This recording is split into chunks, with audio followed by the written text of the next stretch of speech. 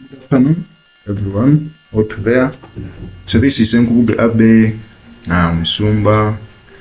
So I'm doing this video, yes, to help everyone out there, but more especially to BIT tool of must. We are going to look at the stored preferences or the stored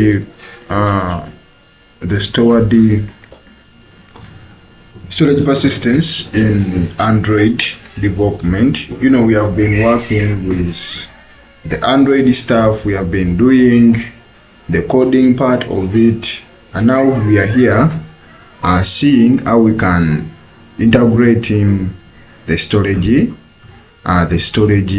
part of it. So in Android,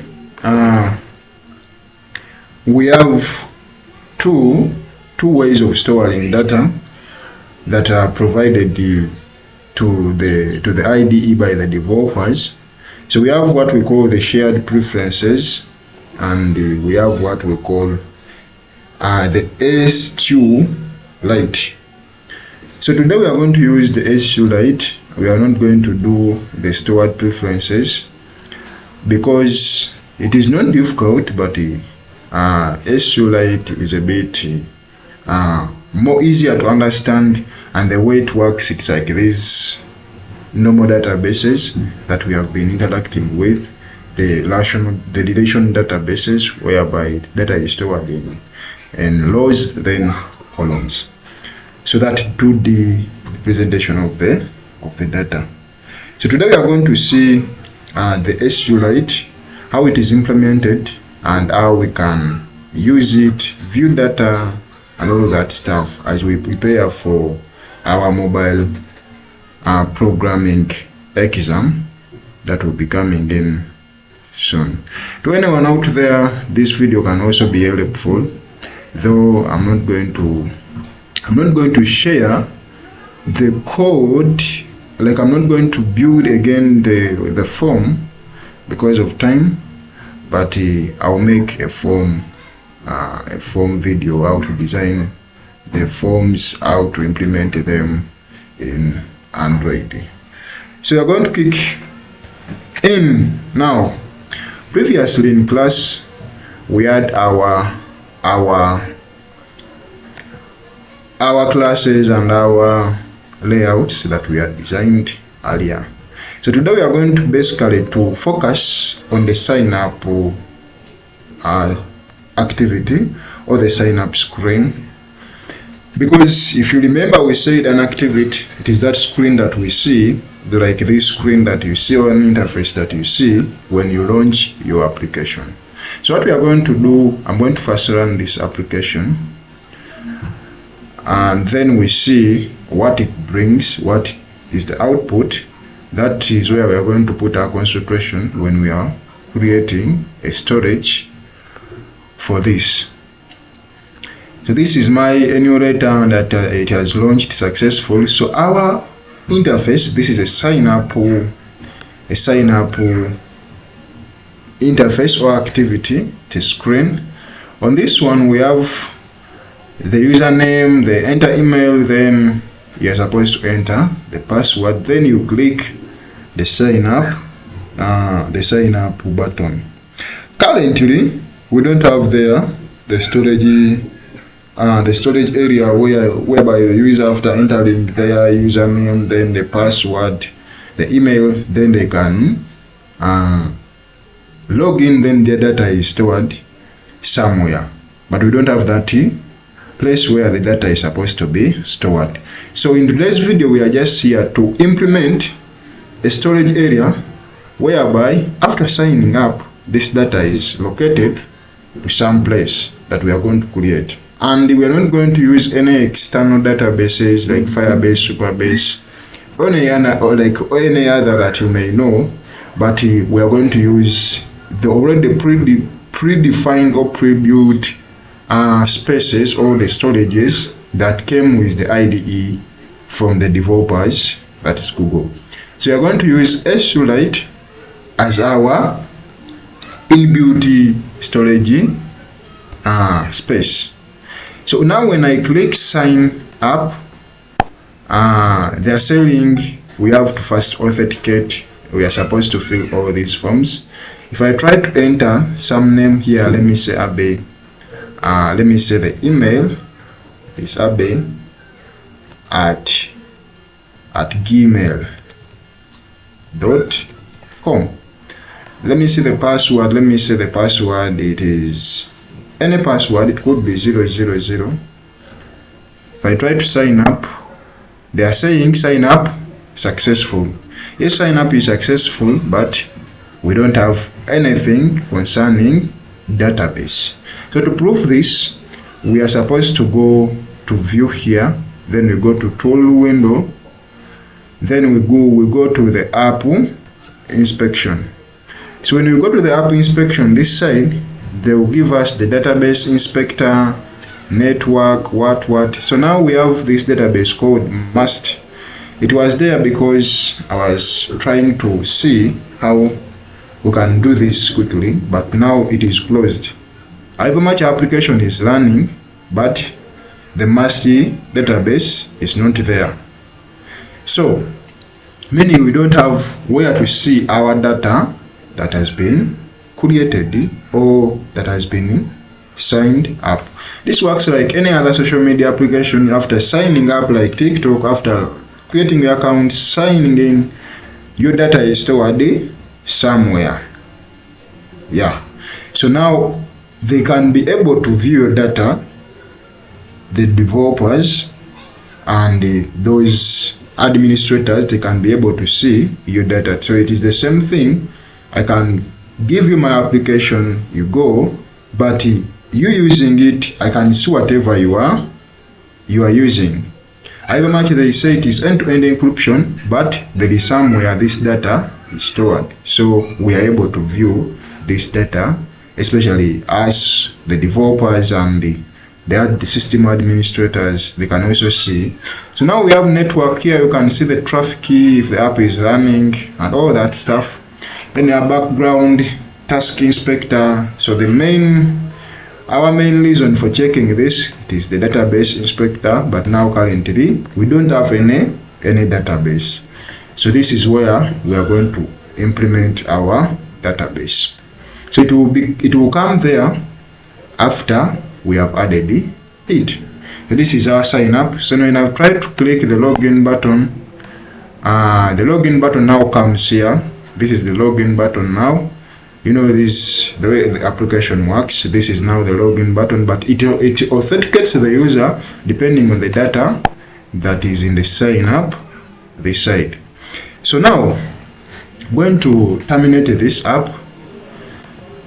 Then we are going to come to our sign up here, Java.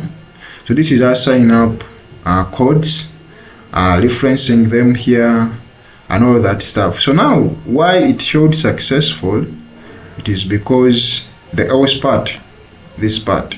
So now the first part we said, for it to log in, first know that all fields are not empty, like for it to sign up. So this toasty came earlier when the fields were empty. But now the else part, if everything now in this part like it is collecting, come to this part. So this is what it was doing. Having inserted or having input all the data required in the first part, all fields they were not empty. So meaning we are supposed to go to this part called sign up successful. So this is where we have to implement our database. So this is where I have to implement our database, such that whatever the users inserted in this phase or in this first if statement, it is stored here. Then now they can show the sign up successful. So now let's go in now. So the first thing we need to understand, you first understand the inputs you have. So the inputs we have this because we said inputs are represented by edit text, something that you can edit that you can interact with on the app screen. So now we have this edit text, and of which we have three inputs. We have the username, the email, and then the password. So what we are going to do now, we are going to do one simple thing. We are going to create a class that is going to be used as a reference when we are creating our database. When we are creating our database, it is going to be a simple class that is going to have a constructor, and then these declared variables that we are going to be using. So I'm going to come here where you see our classes. I'm going to right click. This one is already known, and I'm going to create a class. So this class is going to be called users. Let me just name it users. So after creating this class users, I'll tap enter. So they are going to create for us this simple class. So what I'm going to do, I'm going to create variables. These variables, so I'm going to create these as variables because we have to have three inputs. So I'm going to create them as variables. So what I'm going to do is going to be a string.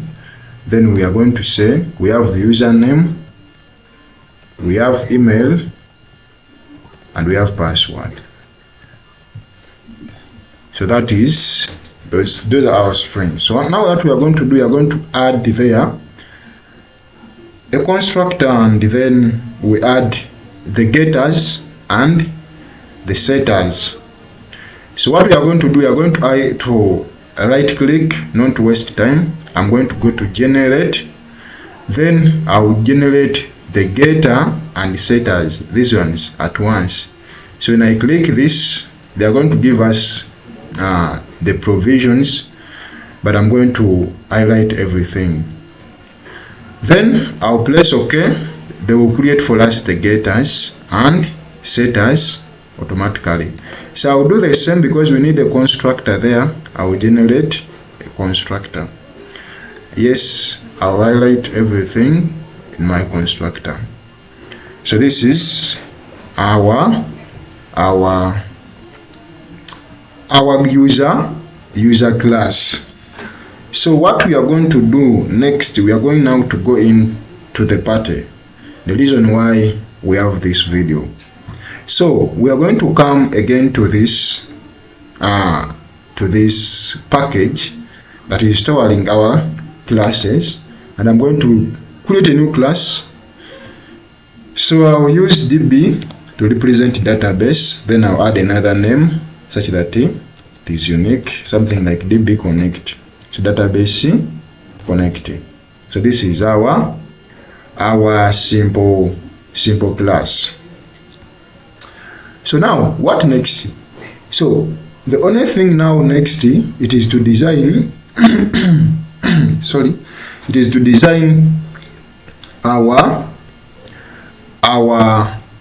SQlite. So we are going to extend, the word extends now means, the word extend means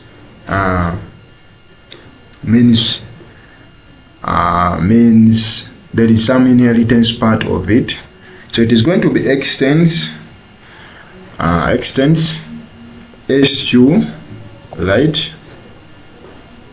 SQlite open helper.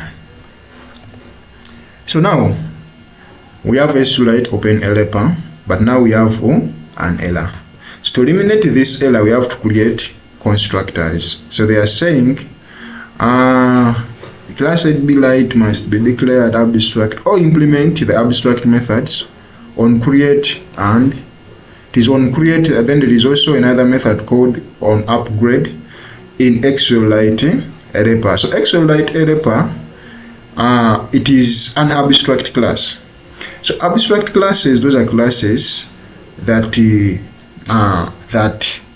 don't have bodies.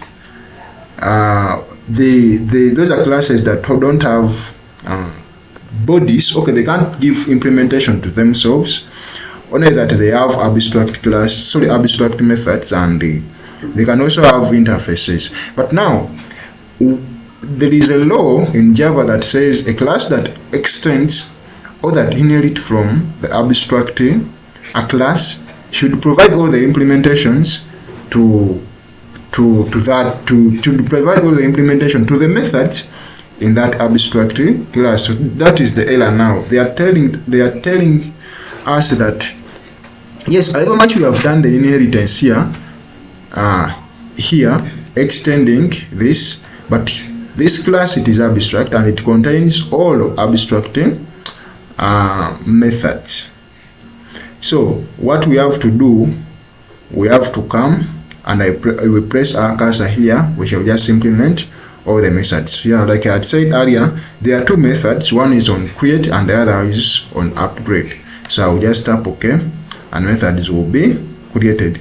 So now the error now that you are seeing there requires us to create a constructor. So when I come again here, they are telling us create a constructor matching the super.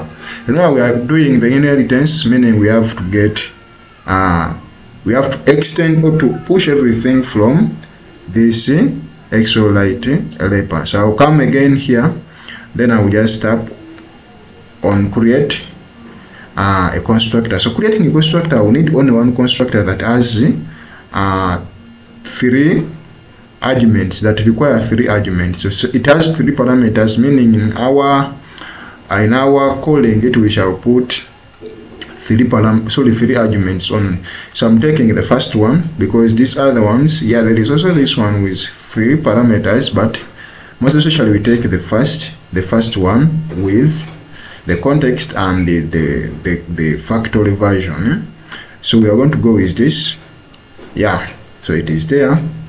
Now what we are supposed to do from this constructor, so we are going to delete everything on this constructor, then we are going to only to keep the context. So we are not in need of this stuff here. We are not in need of them. What we need only this, the context.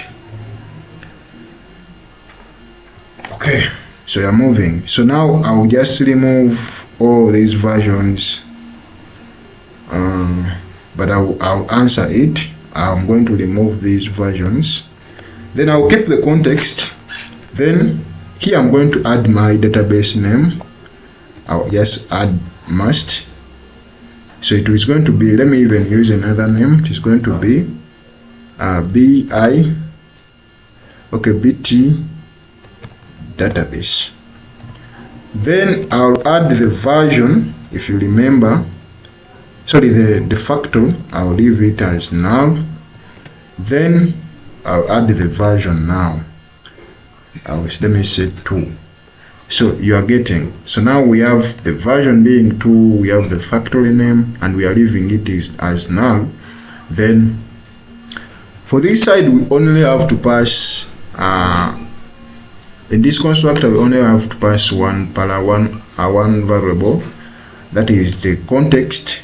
But when we are implementing the super, we have to pass 4 arguments. If you remember the constructor we had created earlier, where I removed whatever we don't need. Yeah, so this is the thing. So now only this creates our database constructor. So this is now called the database constructor. So we are going to go now to creating a table. So to create a table, we are supposed to create it in this method on create. So this is where we'll create the table. Let me just comment this and I say create table. So we are going to create our table. We are going to use the normal way of creating tables, but this is a bit unique and a bit requires you to be keen, because it is not like the other way of going into one server and then you click what. Then I'm going to use this variable, this one, in SQL database to get a method called execute. So execute it is called execute SQL, but they say, I think it is execute, something like that. But I'm going to use this. I'm going to add a dot notation. So this is what I want, this one. So in full form, it is execute SQL. So I'll go with this. So this is where I'm going to create my table. You get? So I'm going to add this in quotes, and I say, let me use capital letters, create table. Create table. So this table is going to be named users. Then after creating table, you know what is supposed to be done. We have to add there the fields. Those are columns. Then I'm going to add my first column. So I think the way I'm creating it. So after putting a dot, then I'm going to put a plus. We are concatenating things. So this is going to be, after this, I'm going actually to place the enter button. So I'll now concatenate something here. I'm concatenating now a string. So this is going to be my ID, and it is going to be an integer. So here I write the full word called integer. Then I will say it is a primary key. And what it is going to do, it is going to auto increment. We don't put an underscore like in like normally we know. So auto increment. Yeah. So after there, we're going to put a comma. Then outside, we put a comma and space. So you have to put space everywhere. So if you don't put space, even here we need some space. If you don't put space, you may get issues. After that, we are going to add another space here, and we put a plus. Then after that plus, I'll put some space. I will just come this side.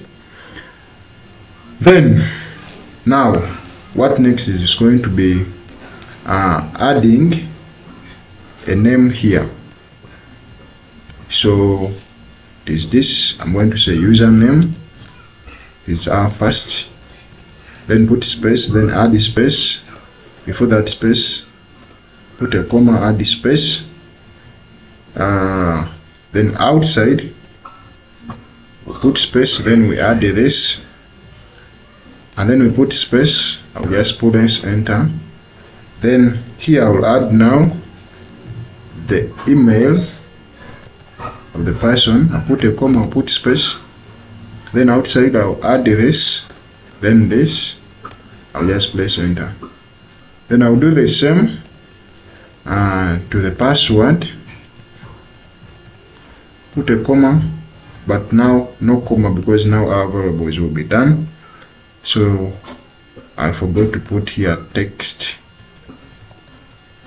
That is the domain acceptable values. So now after this, I will remove all these strings, sorry, these quotes. Then it will be done. So this is how we create a table in SQlite. So it is actually similar to MySQL, but what is the difference? So the difference comes in on how to create it. So that is the only difference. So the difference comes in on how to create it. But implementation, integers, the other side we say int, text, the other side we say varchar, and then the others still remain. But we need space, need these spaces, and actually even here we have to put some space. So we need space, that is the syntax. So if you understand the syntax of the language, you can do magic stuff inside it. So we have finished to create our table. So our table is done.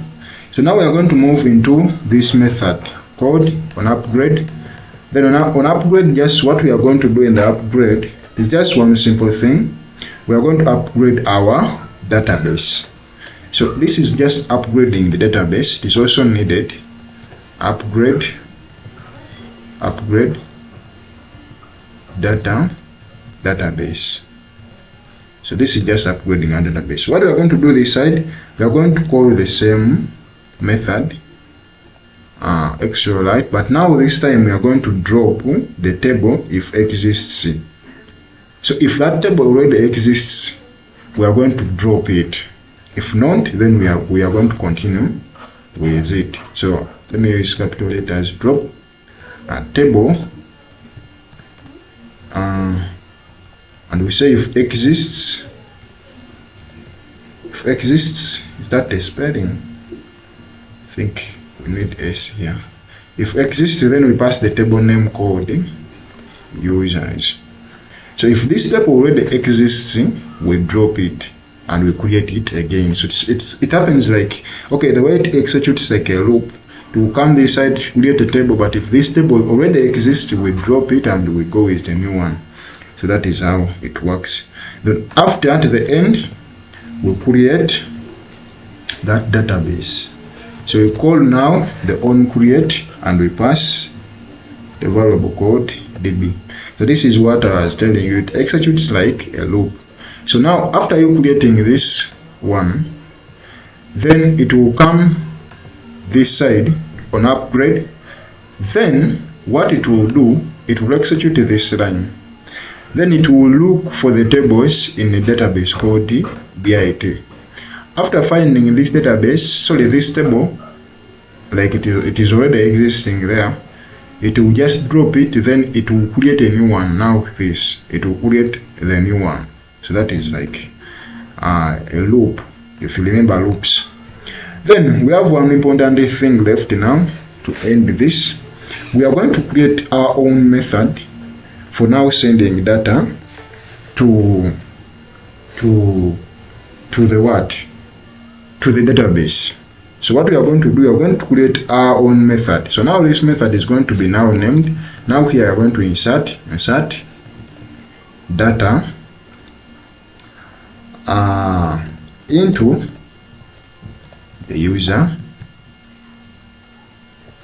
table. So what we are going to do now, we are going to work on inserting data on the username, on the user table. But remember, we have a form, and this form data is supposed to be entered by the user. So now this is the work of this method that we are creating. So I'm going to say public, it is going to be just public, then to return nothing, void, and I'm going to call it add user. So it is a method, and that is it. So within this method, remember we have a class called users. So it will be users. I think this class is in small letters, so it will be users exactly. Then I will pass there a variable. So this class had to be, classes are supposed to start with uppercase, but I forgot. So this is it.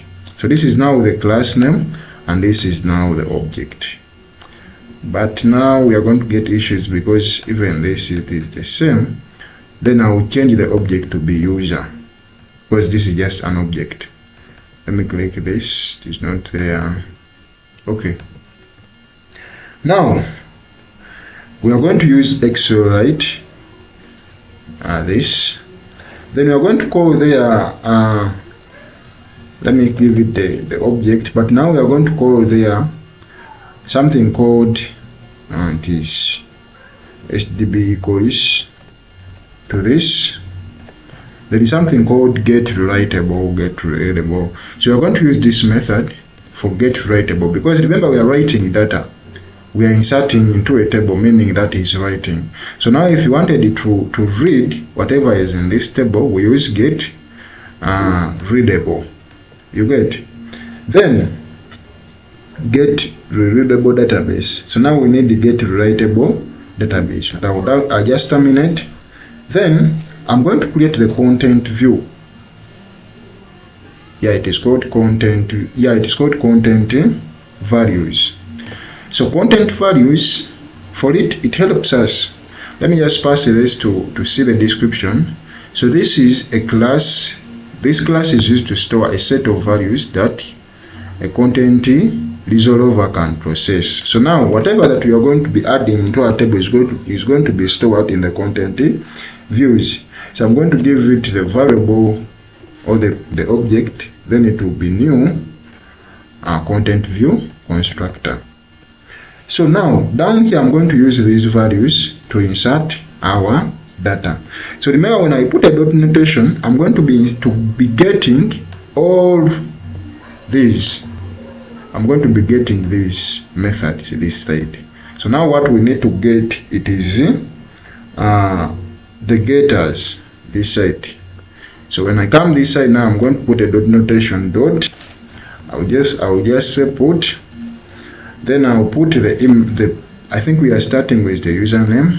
Put the username, comma.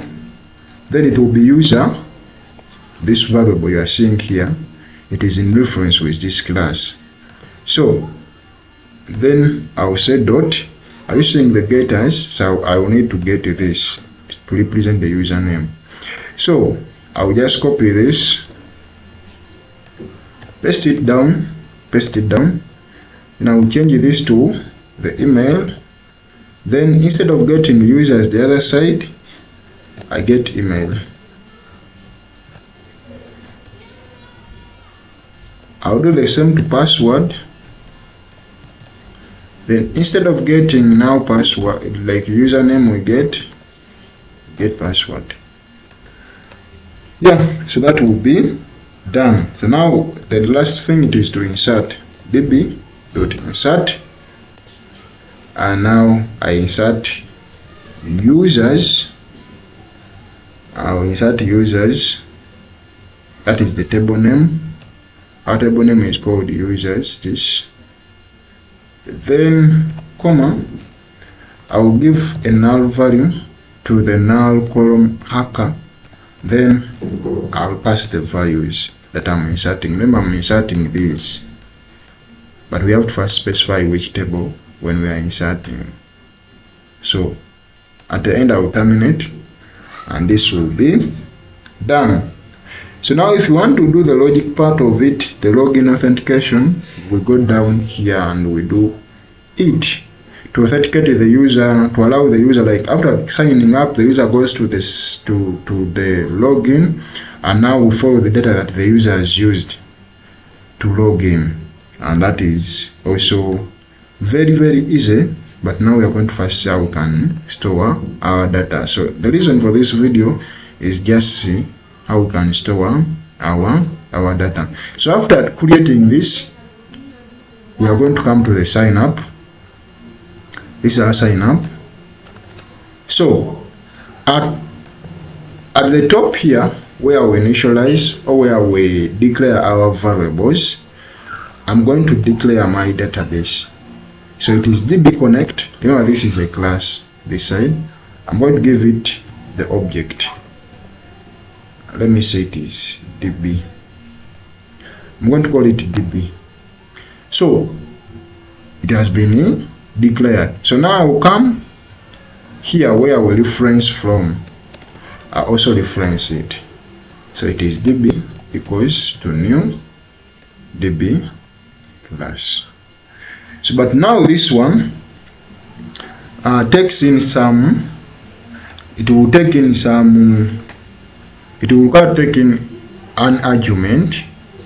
So they are saying remove first parameter from the constructor db. So when we go this side, we have a constructor called this. I think it requires an argument when you call it, because now it has this parameter. So to eliminate this error, I will just say this connects. Yeah, so now the context will be this, and the error will go. So now it is done. This is how we have initialized our database. Let me just make it open for you. So it is here. So we have referenced it in our on create method. So now one thing left now, it is coming to where we are supposed to create it from, or to apply the logic. So the logic is supposed to be applied here. So when the user inputs all this is the login, this is the sign up. So now we are focusing on the sign up. So when the user does the sign up in a form, they enter the data here, then they fill all the fields. The else part will be now sending data to the database. If everything is fine, the else part will be sending data to the database. So in the else part, sending data to the database, what we need to do, it is getting our users, the user class. It's called the user class, this. Then I'll give the variable as user. Then I'll do the new, then the constructor. But now, this constructor, if you come this side, it takes 3 arguments. Are you seeing them here? So it takes 3 arguments because now it has 3 parameters at the declaration or at the creation here. So in the sign up, we need to get 3 arguments. So the first argument is going to be, it is going to come from here. These ones, not these, but these ones that are storing whatever the user is entering as the username. So the first argument is going to be name. The second one is going to be email A. Then the third one is going to be pass. So those are our arguments. Then the next thing is going to be the method from DB. Remember DB is the object of this class, and in this class we have a method called add this add user. So you are going to call this method in our else part dot add. It's called add. Yeah. So it takes this method. It takes, if you go back to this side, this method it takes one. It has one parameter, meaning it requires one argument when we are calling it. So this argument is going to be user. Yeah, because we are inserting this. Yeah. So now clean, we are able now to go and run, and we see. So these ones makes the form empty after signing up. So these ones. So let me try to run this up and we see what is going to happen. If we get errors, we shall debug them.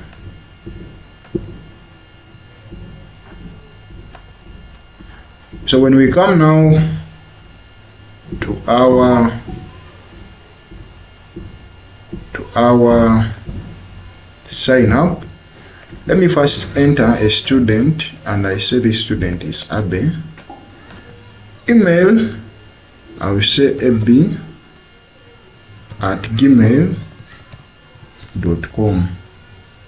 Then the password will be this. Let me see. So this is our student.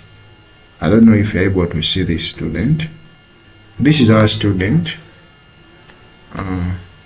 When I click sign up, yeah, they are saying sign up successful. So that is our sign up. It is successful. Now, when I come this side to app inspection, I have to say the student inserted. So app inspection, we have database now. It's right here. So we have our database code BTDB. If you remember, we created this in the database connector class, and it has a table called users. So I want to click on this table. So when I click on this table, I know now we are able to see the data. So this is the data now. The first row, it has a student name, which is Abe, then the email then the password.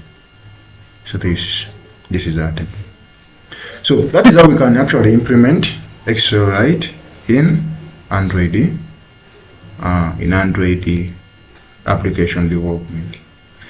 So it is not something that you are supposed to cram, but you have to understand how to operate this. So now if we apply now the authentication part, so meaning the user has to enter with these names. If now we apply the logic of authentication part, but to keep this video short, we are going to stop here. So I wish you the best. Subscribe, then put like button. Yeah, thank you.